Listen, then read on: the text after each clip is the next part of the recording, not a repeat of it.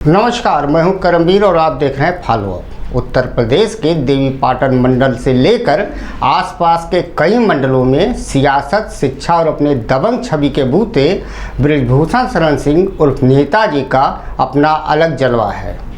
80 के दशक से सियासत शुरू करने वाले बृजभूषण कुश्ती का भी शौक रखते हैं और वो भारतीय कुश्ती महासंघ के 11 साल से लगातार अध्यक्ष हैं। शायद यही वजह है कि उनके सियासी दांव आसानी से नहीं समझे जा सकते। भाजपा से सपा और फिर भाजपा तक के अपने सफर में बृजभूषण सिंह देवीपाटन मंडल के 3 जनपद गोंडा, बलरामपुर और बहराइच के कैसरगंज से सांसद रहते आए हैं। उनके रुतबे का अंदाजा इसी से लगाया जा सकता है कि अरसे से अपनी ही पार्टी भाजपा से कुछ मुद्दों पर असंतुष्ट रहने और बीते साल आई बाढ़ के वक्त अपनी ही योगी सरकार के खिलाफ मोर्चा खोलने के बाद भी उनका जलवा कायम है। अब जबकि 18 जनवरी के बाद एक बार फिर देश भर के नामी गिरामी रेसलर अपनी पुरानी मांगों को लेकर दिल्ली के जंतर मंतर पर बैठ गए हैं, तो देश भर की मीडिया में बृजभूषण शरण सिंह एक बार फिर सुर्खियां बन गए हैं। भारतीय कुश्ती संघ के अध्यक्ष और बीजेपी सांसद बृजभूषण शरण सिंह के खिलाफ दिल्ली के जंतर मंतर पर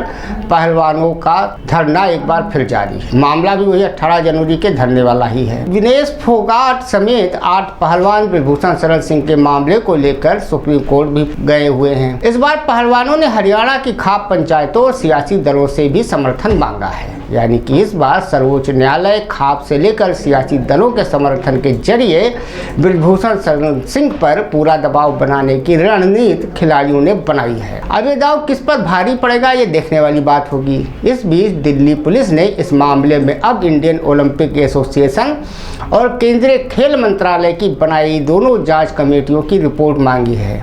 इसके अलावा दिल्ली पुलिस ने सांसद बृजभूषण पर लगे आरोपों की जांच शुरू कर दी है। ये तो रही बात ताजा घटनाक्रम की। अब आपको बताते हैं बृजभूषण शरण सिंह के सियासी रसूख और उनके अतीत के कुछ ऐसे पन्ने जिन पर उनका नाम कई रूपों में दर्ज है।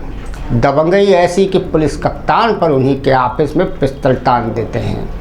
राजनीति ऐसी करते हैं कि देवीपाटन मंडल के 3 जिलों से लगातार 6 बार से सांसदी का चुनाव जीत रहे हैं। पूर्वांचल में दबी जुगान में शिक्षा माफिया कहे जाने वाले बृजभूषण सिंह के कई जिलों में तकरीबन 5 दर्जन से ज़्यादा स्कूल कॉलेज हैं।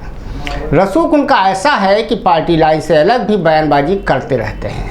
बेधड़क इतने हैं कि इंटरव्यू में हत्या की बात कबूलने से लेकर मंच पर ही एक पहलवान को थप्पड़ रसीद कर देते हैं।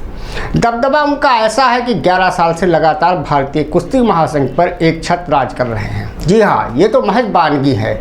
सांसद जी की पूरी पिक्चर अभी बाकी है। उत्तर प्रदेश के गोंडा जिले में कांग्रेसी नेता चंद्रभान शरण सिंह के परिवार में 1957 में बृजभूषण सिंह का जन्म होता है। 70 के दशक में KS साकेत महाविद्यालय अयोध्या में महामंत्री बनते हैं। जानकारी के मुताबिक छात्र राजनीति के दौरान ही कॉलेज के किसी मामले में उन्होंने हैंड ग्रेनेड चला दिया था। इसके बाद उनका नाम उछला और फिर राजनीति में बृजभूषण सिंह ने अपना वो मुकाम बना लिया कि आज की तारीख में उनके बिना देवीपाटन मंडल की राजनीति के बारे में सोचा ही नहीं जा सकता। 1987 में गोंडा गन्ना डायरेक्टरी के चुनाव में बृजभूषण सिंह ने भी पर्चा भरा था।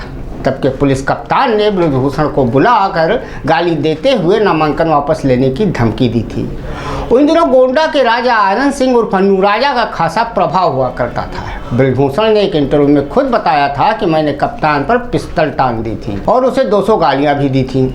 बृजभूषण का सियासी सितारा तब बुलंद हुआ जब 90 के दशक में राम मंदिर आंदोलन के दौरान लाल कृष्ण आडवाणी की रथ यात्रा में बृजभूषण ने अहम रोल अदा किया। इसके बाद बाबरी मस्जिद विध्वंस मामले में लाल कृष्ण आडवाणी, कल्याण सिंह, मुरली मनोहर जोशी समेत जो 40 लोग आरोपी बनाए गए, उनमें बृजभूषण शरण सिंह भी शामिल थे। हालांकि सीबीआई लखनऊ की स्पेशल कोर्ट ने साल 2020 में बृजभूषण शरण सिंह समेत सभी आरोपियों को बरी कर दिया।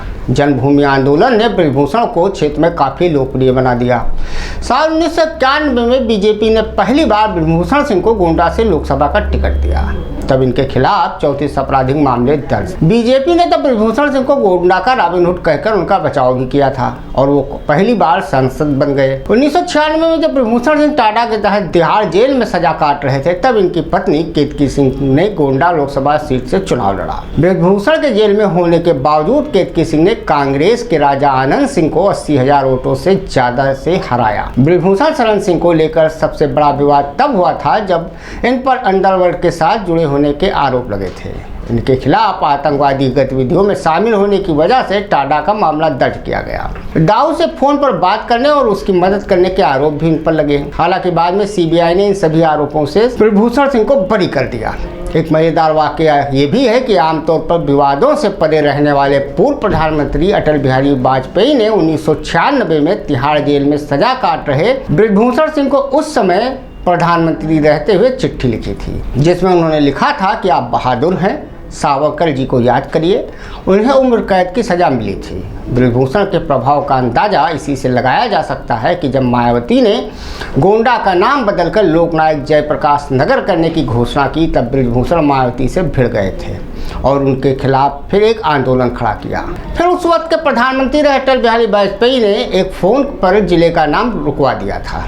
इस पर ब्रजभूषण का कहना ये था कि ये नामकरण संघ के बड़े नेता नानाजी देशमुख ने कराया था और फिर उनका संघ में विरोध शुरू हो गया। एक महत्वपूर्ण घटना तब घटी जब गोंडा से ब्रजभूषण का टिकट काटकर गोंडा के ही एक और दबंग छवि और तत्कालीन बीजेपी सरकार में मंत्री रहे घनश्याम शुक्ला को दे दिया गया। जिस दिन वोट पड़ रहा था उसी दिन घनश्याम शुक्ला का एक्सीडेंट में निधन हो गया। इससे पूरे इलाके में ठाकुर बनाम ब्राह्मण राजनीति शुरू हो गई और कुछ दिनों बाद एक्सीडेंट कराने का आरोप ब्रजभूषण सिंह पर भी लगा। काफी दबाव के चलते इस घटना की सीबीआई जांच के आदेश दिए गए। कुछ समय बाद ब्रजभूषण बीजेपी छोड़कर सपा में शामिल हो गए। इसके बाद 2009 के लोकसभा चुनाव में उत्तर प्रदेश की कैसरगंज सीट से सपा के टिकट पर चुनाव जीते।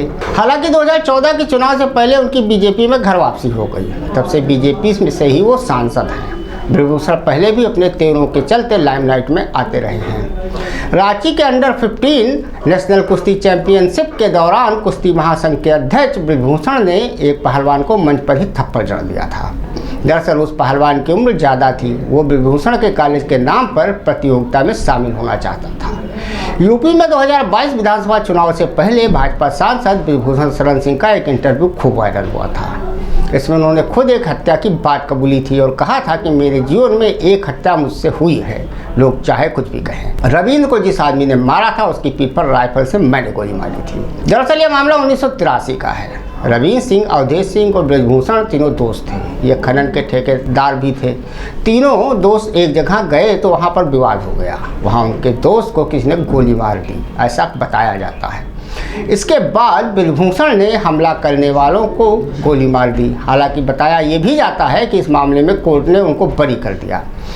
चुनावी हलफनामे के मुताबिक ब्रजभूषण सिंह के पास करीब 10 करोड़ रुपए की चल अचल संपत्ति है। वहीं उनकी पत्नी के पास करीब 6 करोड़ रुपए की संपत्ति है। उनके पास स्कॉर्पियो, फोर्ड और फॉर्च्यूनर जैसी गाड़ियां हैं। ब्रजभूषण सिंह के इलाके में करीब 50 से ज़्यादा स्कूल कॉलेजों के मालिक भी हैं। अलग अलग सेक्टर में वो ठेकेदारी का काम भी करते हैं। वो हेलीकॉप्टर और घोड़े की सवारी के लिए भी मशहूर हैं। उनके कुछ घोड़े फिल्मी जगत में भी उपयोग किए जाते रहे हैं। अब आप खुद सोचिए, ऐसे प्रोफाइल वाले ब्रजभूषण से कुश्ती के खिलाड़ी पंगा लेने की रणनीति में आखिर क्यों खाप पंचायत से लेकर राजनीतिक दलों का समर्थन मांग रहे हैं? क्योंकि अब उन्हें बखूबी अंदाजा हो गया है कि उनका पंगा किससे पड़ा है। धन्यवाद।